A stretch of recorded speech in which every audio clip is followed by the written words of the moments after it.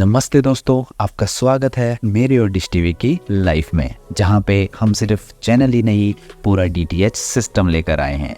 मैं हूं आकाश और ये है मेरी हमसफ़र, मेरी दोस्त दिशा, जो मेरे ट्रैवल प्लान्स को गूगल मैप से बेटर गाइड करती है। आज हम निकल पड़े हैं एक और एडवेंचर पे, जहां हम आपको दिखाएंगे ना सिर्फ ये खूबसूरत जगह, बल्कि आपको बताएंगे कि कैसे वहां पहुंचा जाए और साथ में थोड़ी सी मस्ती भी की जाए। तो अपनी सीट बेल्ट्स बांध लो, क्योंकि ये सफ़र होने वाला है एपिक। आज हम निकल चुके हैं एक ज़बरदस्त सफ़र पे, जहाँ पे हम मिलेंगे कृष्ण जी के नागराजा रूप से। वो कृष्ण जी जो वृंदावन में भी थे, मथुरा में भी, द्वारका में भी और महाभारत में भी। और आज भी ये मंदिर पे हमारे दुख दूर करते हैं। सेम मुखीम का ये नागराजा मंदिर उत्तराखंड के पहाड़ों में छुपा हुआ एक जेम है। और हम यहाँ ना सिर्फ आपको मंदिर दिखाने वाले हैं, बल्कि इसके पीछे की कहानी भी बताने वाले हैं। इस मंदिर तक पहुँचना आसान नहीं है। पहाड़ हैं, छोटे रास्ते हैं और थोड़ा सा एडवेंचर है। लेकिन जब सफ़र इतना खूबसूरत हो, थोड़ी मेहनत तो बनती है। आपको मैं यहाँ नज़ारे दिखा रहा हूँ और ये देखो, इसको दिशा को हर मोड़ पे बता रही है कि जीपीएस से पहले लोग कैसे रास्ता ढूंढा करते थे, जबकि यहाँ से रास्ता साफ साफ दिखाई दे रहा है। इस मंदिर तक पहुँचने के लिए आपको आना होगा उत्तराखंड में टिहरी जिले के मुखेम गांव में। मुखेम से आपको 4 किलोमीटर का ट्रैक चढ़ के मंदिर तक पहुँचना है। जहाँ से आप ट्रैक शुरू करेंगे, वहीं पे काफ़ी सारी दुकानें भी हैं, जिनसे आप पूजा का सामान मंदिर के लिए खरीद सकते हैं। यहीं पे आपको दिखेगा एक बहुत ही बड़ी बिल्डिंग, जो कि गेस्ट हाउस है। वहाँ पे आप एक रात के लिए 1200 से 1400 रुपये में कमरा ले सकते हो। इसी गेस्ट हाउस के बाहर आपको काफ़ी ग्रीन और खुला ग्राउंड दिखेगा, जिसमें काफ़ी लोग कैंपिंग भी करते हैं। तो आप अपना टेंट साथ में लाकर यहाँ पे कैंप भी कर सकते हैं। हमने भी यहाँ से पूजा का सामान लिया और अपना ट्रैक शुरू किया। अगर आपके साथ बुज़ुर्ग हैं जिनको घुटनों में दर्द होता है, तो यहाँ पे खच्चर की सुविधा भी अवेलेबल है, जिसको आप 500 से 700 रुपये में बुक कर सकते हैं, जो कि आपको मंदिर से लाने ले जाने का काम करेगा।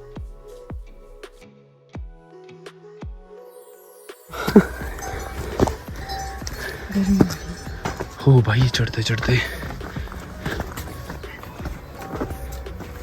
हद बड़ी क्या बात हो गई? बहुत ज्यादा।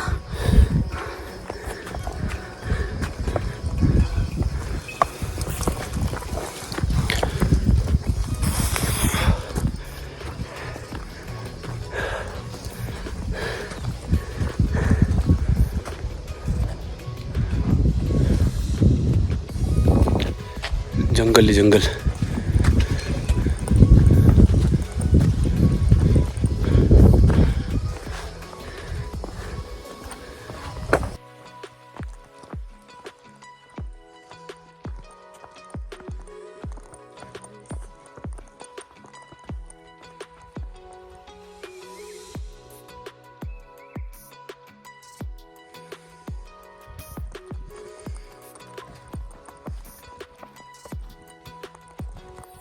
क्या है? घर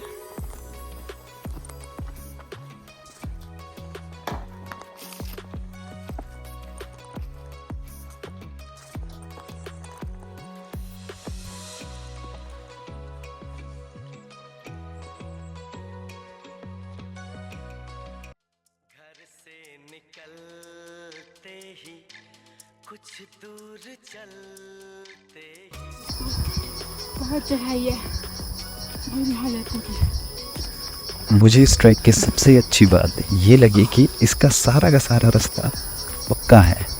कहीं आपको फिसलने का, पत्थर गिरने का कोई डर नहीं है।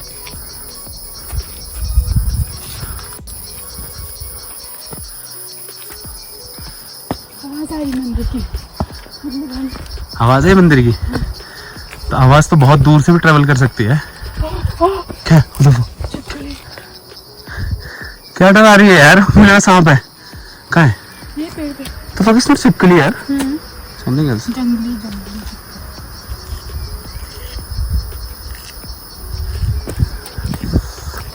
तेरी और उसकी शक्ल मिल नहीं रही थी। तू भी ऐसी चलती है सरसराती हुई। ये क्या पकड़ा है हाथ में? अपनी बीवी का सामान, बहुत सारी चीजें। लड़खड़ा तो आप भी रहे हो अब। पैर जूते थोड़े से अनकंफर्टेबल, लड़खड़ा रहा, कोई थका नहीं हूं मैं। I can run as much as fast I can.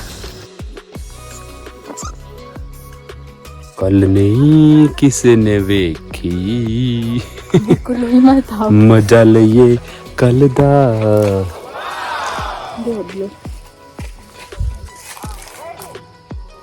Filter भी निकालते। इतनी चढ़ाई चढ़ते चढ़ते मेरे दोनों हाथ कमर पे आ गए थे और फेफड़े मुंह में। प्यास भी बहुत लग रही थी, लेकिन हम बेवकूफ़ लोग पानी साथ लाना तो भूल ही गए थे। ऐसा ही होता है जब नूब लोग पहली बार ट्रैक कर रहे होते हैं। गाइस अपना पानी ज़रूर कैरी करके चले, क्योंकि पानी बीच में कहीं नहीं है। पानी की बहुत ज़रूरत पड़ेगी। क्या बोलते हो आप? हाँ और क्या। मोर का पंख। मोर का पंख मिला हमें, देखिए। मतलब पंख तो नहीं है, पंख की डंडी है। पर तूने सुना बचपन में हम लोग सोचते थे कि मोर के पंख अगर उसमें डालेंगे, बुक में डालेंगे तो 2 हो जाएंगे। नहीं तूने करा? नहीं। 4 बार रास्ते में आराम करने के बाद हम फाइनली उस जगह पहुंच ही गए जिसको कहते हैं तुम्हारे ट्रैक का आधा रास्ता। पूरा नहीं, आधा रास्ता। इतनी देर के बाद भी हम अभी भी आधे रास्ते ही पहुंचे थे और मैडम यहाँ पहुंचते से ही सीधी जाके बैठ गई और मैं नज़ारे लेने लग गया इन हसीन वादियों के। लेकिन यहाँ भी पानी का कोई नामो निशान नहीं था।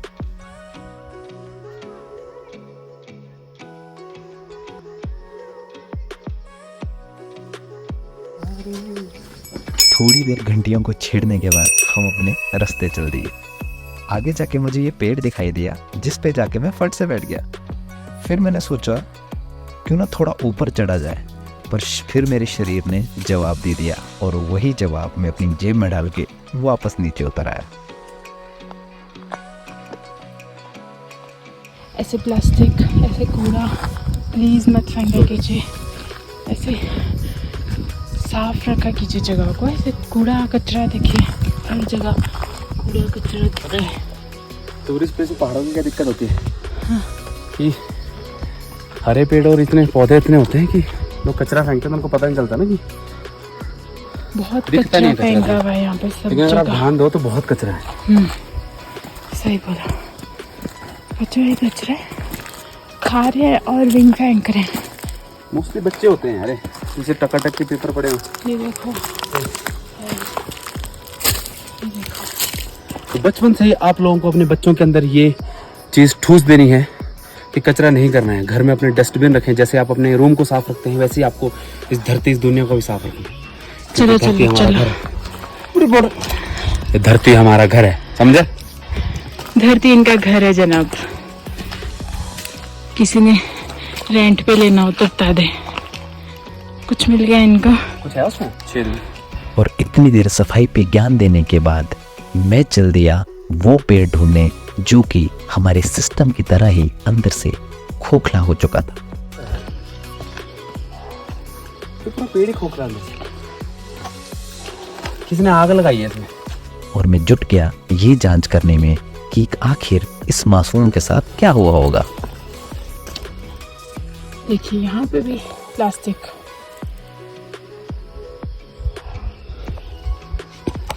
ये देखो बनक्शा। ये देखो ये क्या मिला। इसे बनक्शा कहते हैं। हिमाचल में इस फूल को चाय में डालकर काढ़े की तरह इस्तेमाल किया जाता है। अगर आपको कभी कोल्ड होता है तो ये जो फूल है उसको ठीक करता है, अगर आप इसको काढ़े में डाल के पीते हैं तो। मंदिर दिखा है, मंदिर।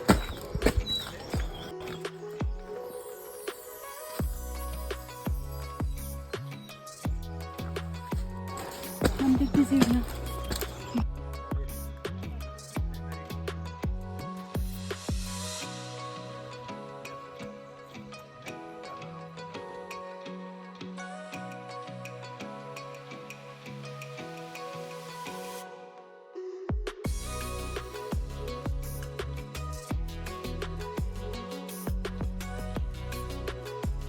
जैसे ही मंदिर के नज़दीक पहुँचे हमें दिखाई दिया पानी की टंकी, तो हमने अपने पैर धोए और जी भर के पानी पिया, जो हमको बहुत प्यास लगी हुई थी और दिशा ने तो बहुत ही पानी पिया, और फिर हमने मंदिर के अंदर प्रवेश किया।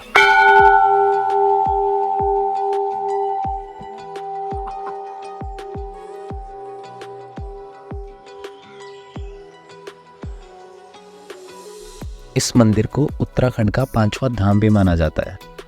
जब भगवान कृष्ण जी यहाँ आए थे तो वो ब्राह्मण के भेष में यहाँ के राजा गंगूरमोला जी के पास गए कुछ ज़मीन दान में मांगने के लिए, लेकिन गंगूरमोला जी ने उन्हें दान में देने से मना कर दिया और इस बात से क्रोधित होकर और नाराज़ होकर कृष्ण जी यहाँ से चले गए। लेकिन कुछ समय के बाद उस राजा के साथ बहुत सारी अनहोनी होने लगी। उनकी जो भैंसें थी वो दूध देना बंद कर गई, लोग बीमार पड़ने लग गए। तो राजा की रानी जो कि कृष्ण जी की बहुत भक्त थी, उन्होंने राजा को समझाया कि उनके साथ क्या हुआ है। तब राजा को अकल आई और उन्होंने फिर कृष्ण जी की पूजा करी, आराधना करी। उसके बाद जब कृष्ण जी प्रसन्न हुए तो वो नागराज के रूप में प्रकट हुए और उन्हें संतान का आशीर्वाद दिया। जो गंगूरमोला राजा थे उनकी कोई संतान भी नहीं थी और सब कुछ ठीक कर दिया। जो भी राजा के साथ बुरा जितना कुछ हो रहा था वो सब ठीक कर दिया। इसके बाद राजा ने उनका मंदिर बनाने की सोची। तो जब राजा ने पहला मंदिर बनाया तो वो टूट गया, दूसरा बनाया वो भी टूट गया। ऐसे करके राजा ने 6 मंदिर बनाए और 6 के 6 वो टूट गए। फिर राजा ने जगह चुनी सेमुखेम, जहाँ पर उन्होंने 7वां मंदिर बनाया जो कि आज तक भी ठीक है। और यहाँ पर गंगूरमोला जी की मूर्ति भी रखी हुई है और उनकी भी पूजा की जाती है। यहाँ पे लोग घंटियाँ चढ़ाते हैं ताकि उनकी मनोकामना पूरी हो सके। और ये मंदिर पूरे उत्तराखंड में बहुत प्रसिद्ध है। हम लोग भगवान जी के दर्शन करके और उनसे आशीर्वाद लेके वापस निकल लिए।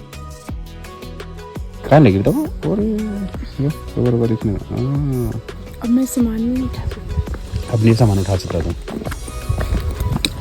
इतना कुछ ले लिया, फोटो भी ले लिया हमने एक।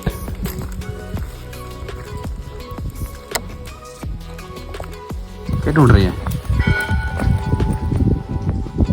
हैं? क्या ढूंढ रही है? वोट डाला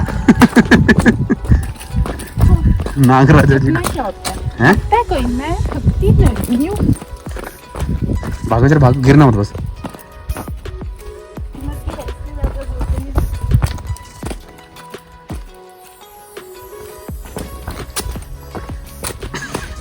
ओ विष्णु, हाथ कर दे सीधा।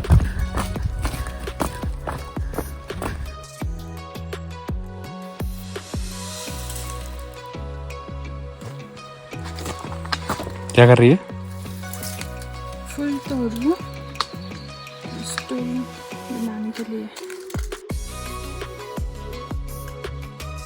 इतना धीरे हमने ये ट्रैक ऊपर चढ़ा था, उससे कई गुना तेज़ी के साथ हम इस ट्रैक से नीचे आए।